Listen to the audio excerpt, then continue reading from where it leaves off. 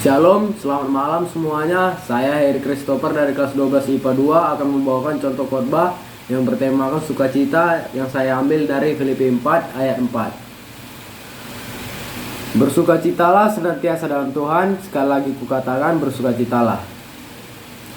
Apakah benar kita harus selalu bersukacita dan menunjukkan sukacita di hadapan banyak orang walaupun kita tidak baik-baik saja?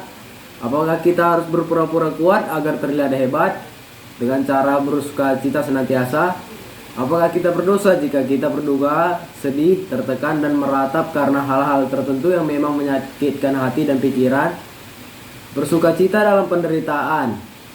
Ketika Paulus menulis surat kepada jemaat di Filipi, ia sedang dipenjara di Roma.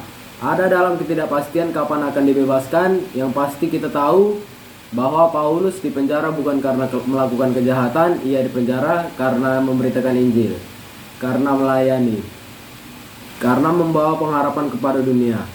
Namun kita dapat belajar dari Paulus dalam pelayanannya yang dipenuhi penderitaan, dipenuhi pencobaan. Ia memberikan satu pernyataan yang sangat indah, yaitu tetap bersukacita. Jadi dalam konteks ini, sukacita yang sejati dari orang Kristen yang telah ada di dalam Kristus dan berjuang bersama Kristus untuk memberitakan Injil adalah sukacita karena Yesus bersama kita. Ini bukanlah sukacita tentang Anda maupun saya. Dunia mengajarkan kita untuk tetap kuat untuk diri sendiri. Dunia mengajarkan kita untuk mengandalkan kekuatan sendiri untuk bersukacita. Tetapi kekristenan membawa kita mendasari setiap kekuatan yang memunculkan sukacita karena Kristus. Karena orang-orang yang dilayani dan teman seiman bertumbuh terus terarah kepada Kristus, iman yang benar dan sejati. Sukacita yang Paulus maksudkan adalah sukacita bukan karena Anda berjuang untuk terlihat kuat di dunia. Ini salah.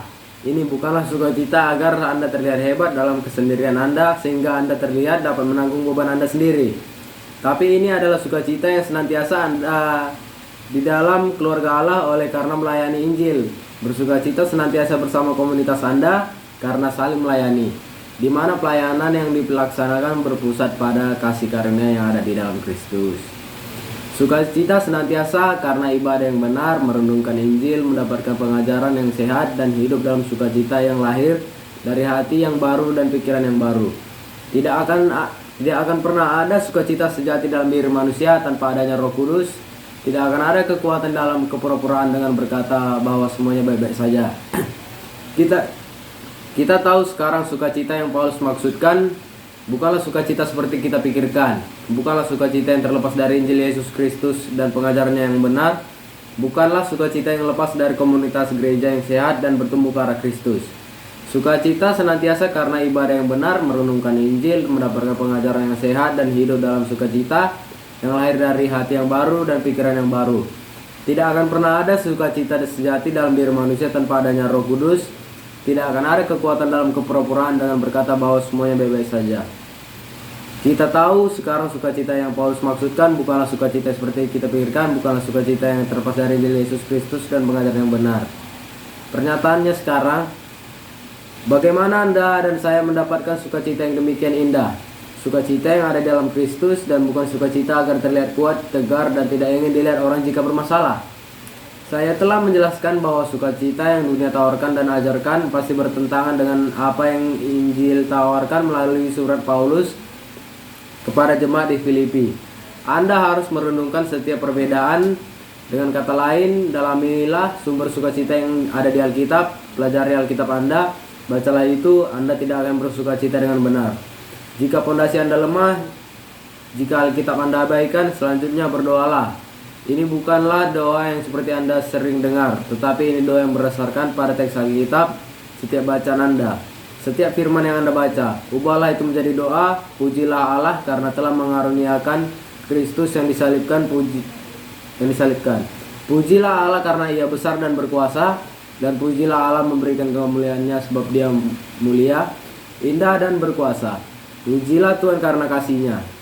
Selanjutnya masuklah ke dalam komunitas gereja yang sehat, mengajarkan doktrin yang benar, membawa Anda untuk semakin mengerti firman, semakin mengasihi Kristus dan membenci dosa-dosa Anda.